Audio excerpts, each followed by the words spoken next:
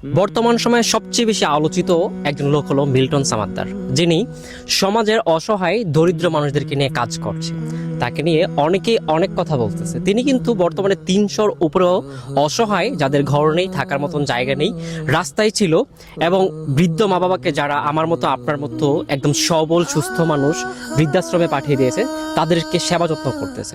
সে অসহায় মানুষদের পাশে যিনি দাঁড়িয়েছেন, মানুষের কাছ থেকে 10 টাকা 20 টাকা 30 টাকা নিয়ে জমিয়ে তাদের সেবা যত্ন করতেছেন, তাকে নিয়ে সমালোচনা করার আগে আমরা একটু ভাবা উচিত। আমি আমার পক্ষ থেকে বলবো, তাকে নিয়ে আপাতত সমালোচনাটা অফ করে দিয়ে সরকারের উপরে অথবা আইনের উপরে এই দায়িত্ব ছেড়ে দেওয়া, সুস্থভাবে তদন্ত করে আসলেই কি সে অপরাধী কিনা, তার বিরুদ্ধে যে অভিযোগগুলো উঠেছে সেই অভিযোগগুলোর সত্যতা যাচাই করে তাকে সঠিকভাবে বিচারের আওতায় এনে, যদি সে অপরাধী হয় তাহলে সে অপরাধের বিচার করা হোক, সেই প্রত্যাশা রাখি।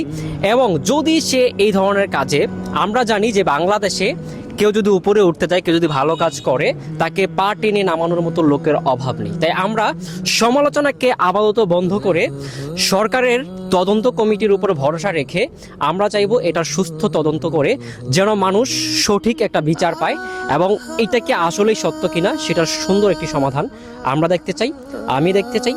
আপনারা এর সুস্থ একটি মতামত আমাদেরকে কমেন্টের মাধ্যমে জানাবেন। সবাই ভালো থাকবেন, সুস্থ থাকবেন। আসসালামু আলাইকুম।